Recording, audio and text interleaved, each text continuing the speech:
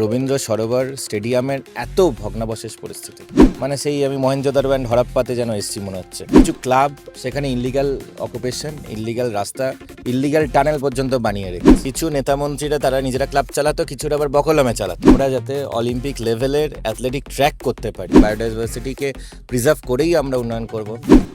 সম্মানীয় অর্থমন্ত্রী এবং স্থানীয় বিধায়ক ডক্টর স্বপন দাশগুপ্ত মহাশয় আমাদের সাথে ছিলেন এবং যৌথভাবে আমরা আজকে পরিদর্শন করলাম। আমার খুব দুঃখ লাগলো যে এই দক্ষিণ কলকাতার বুকে রবীন্দ্র সরোবর স্টেডিয়ামের এত ভগ্নাবশেষ পরিস্থিতি, ভগ্নপ্রায় পরিস্থিতি। দেখুন কী অবস্থা হয়ে আছে, বসার জায়গা নেই, খেলার জায়গা নেই, এবং পুরো একটা even proper washroom, changing room প্লেয়ারদের ঠিক নেই। এত খারাপ অবস্থা, চারিদিকে জঙ্গল গজিয়ে গেছে, কোথাও অর্ধেক জিনিস ভেঙে পড়ে আছে, মানে সেই আমি মহেঞ্জোদারো অ্যান্ড হরপ্পাতে যেন এসছি মনে হচ্ছে। তো এই পরিস্থিতি কেন হবে দীর্ঘদিন ধরে? অথচ মানে এখান থেকে বোধহয় 2 কিলোমিটার না 3 কিলোমিটার দূরে প্রাক্তন মুখ্যমন্ত্রীর বাড়ি ছিল, প্রাক্তন ক্রীড়ামন্ত্রীর বাড়িও ওই 2-3 কিলোমিটার রেডিয়াসে ছিল। তারপরেও এরকম দুর্দশায় ছিল, এবং তার থেকেও আরও ডেঞ্জারাস যে এই ক্লাবের স্ট্রাকচার পর্যন্ত ভেঙে মানে ইভেন স্টেডিয়ামের স্ট্রাকচার ভেঙে দিয়ে কিছু ক্লাব সেখানে ইল্লিগাল অকুপেশন, ইল্লিগাল রাস্তা, ইল্লিগাল টানেল পর্যন্ত বানিয়ে রেখেছে। মানে কিভাবে যে টোটাল সরকারি প্রসেসকে, সরকারকে কিভাবে অপব্যবহার করা যে তৃণমূল কংগ্রেস সরকার করে গেছে, এবং তাদের স্তাবকরা করে গেছে, তাদের বিভিন্ন সব যারা ছিল, আমি শব্দগুলো চয়নগুলো মানে তারা সব সাইকোফ্যান্স বলবো, তারা বিভিন্ন ক্ষেত্রে এখানে দেখলাম জবরদখল করেছিল, এবং সেখানে খেলাধুলা ছেড়ে তারা বিভিন্ন ধরনের রাজনৈতিক এবং অসামাজিক ক্রিয়াকলাপ করত। কিছু নেতামন্ত্রীরা তারা নিজেরা ক্লাব চালাতো, কিছুটা আবার বকলমে চালাতো। তারা গিয়ে আবার দেখলাম বিভিন্ন, কেউ তৃণমূলের ক্যাম্পেনে গিয়ে ঘুরে বেড়াচ্ছে আর এক নেতার সাথে, কেউ আর এক নেতার সাথে পদযাত্রা করছে, কেউ আবার মোদিজি হটাও বলে ক্যাম্পেন করছে। তো আমি দেখেছি, আমি সব জানি। আমরা তো কেউ রাজনীতিতে নবাগত নয়, আর আমরা এই দক্ষিণ কলকাতাতেই আমার নিজের ব্যক্তিগতভাবে এখানেই মানে জন্ম থেকে শুরু করে পড়াশোনা থেকে শুরু করে সবকিছু এখানে। স্যার, এই স্টেডিয়ামটা ঘিরে কি পরিকল্পনা এখন যখন আপনারা এটা সরেজমিনে প্রপার রিনোভেশন হবে, এবং রবীন্দ্র সরোবর স্টেডিয়ামে যাতে আগামী দিনে আবার আই লিগ ম্যাচ খেলতে পারি, এবং তার সাথে সাথে আমরা যাতে অলিম্পিক লেভেলের অ্যাথলেটিক ট্র্যাক করতে পারি। আমাদের ছেলেমেয়েরা দৌড়বে কোথায়? এখানে আমি অ্যাথলেটিক ট্র্যাক মিসিং হয়ে গেছে। যাতে অ্যাথলেটিক ট্র্যাক হয় তার জন্য আমরা নির্দিষ্টভাবে যে কনসার্ন এজেন্সিদের সঙ্গে আমরা কথাও বলবো, এবং তারা এই নিয়ে কাজ খুব শীঘ্রই করবে। আর অ্যাথলেটিক ট্র্যাক ভীষণ প্রয়োজন।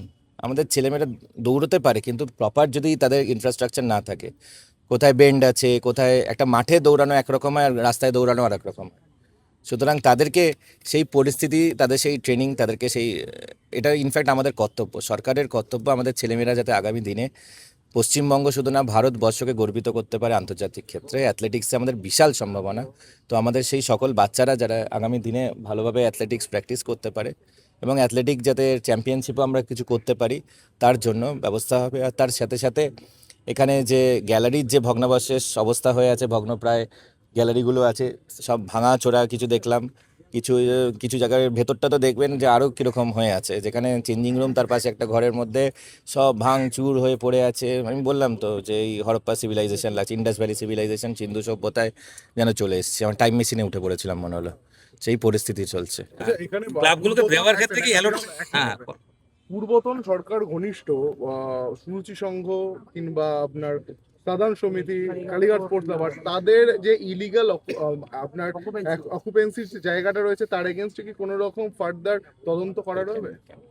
দেখুন, আমরা এই মুহূর্তে যেটা আজকে দেখা হয়েছে, এবং স্থানীয় বিধায়ক তথা সম্মানীয় অর্থমন্ত্রী ডক্টর স্বপন দাশগুপ্ত মহাশয় এবং আমরা সরকারের সকল স্তরে নিয়ে আলোচনাও হচ্ছে, যাতে এখানে একটা সুনির্দিষ্ট কোনো পলিসি থাকে। যে কেউ এসে, আমি নিজের ব্যক্তিগত আমি আরও 10টা ক্লাবের মেম্বার আছি, তা বলে আমার ক্লাবকে কি আমি এখানে বসিয়ে দেবো? সেটা অন্যায় হবে মানুষের সাথে, সেটা হয় না। সরকারি প্রসেসে সেখানে একটা প্রপার স্ট্যান্ডার্ড অপারেটিং প্রসিডিওর থাকে, এসওপি থাকে। সেখানে কে কীরকম স্পোর্টিংয়ে কন্ট্রিবিউশন, কে পলিটিক্সে কন্ট্রিবিউশন। যে পলিটিক্সের কন্ট্রিবিউশন সে খেলার ময়দানে কেন, রাজনীতির ময়দানে থাকবে। আর যার কন্ট্রিবিউশন স্পোর্টসে আছে, বিগত কয়েক দশক ধরে দেখা গেছে যে আমাদের বাংলার ক্রীড়াবিদরা সেখান থেকে বেরিয়েছে, এবং আজকের দিনেও তারা বিভিন্নভাবে স্পোর্টসকে বাঁচিয়ে রেখেছে। এর আগের সরকারের উদাসীনতা সত্ত্বেও। তো সেই সকল ক্লাব, সেই সকল অ্যাসোসিয়েশন তাদের নির্দিষ্টভাবে তাদের সুযোগ থাকবে। তবে তার সাথে সাথে কোনোভাবে যারা জবরদখল করেছিল তাদেরকেও কোনোভাবে তারা যদি বৈধ কাগজপত্র না দেখাতে পারে বা খেলাধুলার সঙ্গে তাদের সরাসরি যোগ না দেখাতে পারে, তাহলে তাদেরকেও আমরাও এন্টারটেন করব না এবং নির্দিষ্ট পলিসি এই মর্মে আসবে এবং সেই নির্দিষ্ট পলিসি অনুযায়ী সকল অ্যালোকেশন হবে এবং অ্যালোকেশন কোনো কিছু অ্যালোকেশন মানে পার্মানেন্ট হবে না, টেম্পোরারি অ্যালোকেশন। একবার ধরুন আজকে আমি দারুণ ফুটবল খেলি, আমার ক্লাব, সে 50 বছর পরে সেই ক্লাবের হয়তো অস্তিত্বই নেই, সেটাকে কিন্তু ঘরটা রয়ে গেছে, এটা হয় না। আমার ক্লাব থাকে, তারা ভালো ছেলে মেয়ে সেখানে খেলছে, তাদেরকে সুযোগ দেওয়া, সুতরাং প্রতি বছর সেটা পলিসি রিনিউ হয়। তো সেইভাবে করেই একটা প্রপার নির্দিষ্টভাবে হবে, আমার আপনার ইচ্ছা মতন হবে না। একটা সরকারি যে প্রসেস, সেখানে মানুষের ইচ্ছা, মানুষের যে মানুষ আমাদেরকে ভরসা রেখেছে, তো সেই ভরসাকেও আমরা সুদৃঢ় রাখার জন্য, অটুট রাখার জন্য আমরা সকলে মিলে একটা প্রপার পলিসি এবং লিগ্যাল ফ্রেমওয়ার্কের মাধ্যমে এই অ্যালোকেশন প্রসেস হবে। আমার একটা শেষ প্রশ্ন, এটা আগে ফ্লাড লাইট ছিল, পরিবেশবিদ সুভাষ দত্ত তার কমপ্লেনে সেটা বন্ধ হয়ে যায়, মানে এটা প্রপার স্টেট, এখানে গাছ পাখি আসে এরকম বলা হয়, ফ্লাড লাইটের আপনাদের পরিকল্পনা কি সেটা থাকবে? দেখুন, প্রকৃতির কথা ভাবতে হবে, এনভায়রনমেন্টের কথাও ডেফিনেটলি ভাবতে হবে এবং বিভিন্ন এলাকার নির্দিষ্ট যে ইকোলজিক্যাল ব্যালেন্স সেটাকেও কখনো নষ্ট করতে হয়।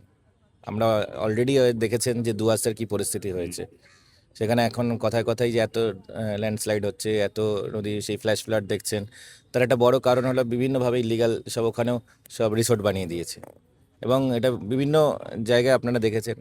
সম্মানীয় মুখ্যমন্ত্রীও এই বিষয়ে নিজে মানে উদ্বেগ প্রকাশ করেছেন যে ইকোলজিক্যাল ব্যালেন্স ডিস্টার্ব হয়েছে গত 10 বছর 15 বছর ধরে হয়েছে ভীষণভাবে পশ্চিমবঙ্গে। সুতরাং ইকোলজিক্যাল ব্যালেন্স কখনো, ইভেন বায়োডাইভার্সিটিকে প্রিজার্ভ করেই আমরা উন্নয়ন করব। মানুষের, আমাদের আগামী প্রজন্মের উন্নয়ন হবে, কিন্তু তার সাথে সাথে এনভায়রনমেন্টকেও আমরা সুরক্ষিত রাখবো। বাংলা হান্টের আরও খবর দেখতে নজর রাখুন। বাংলা খবর মানেই বাংলা হান্ট।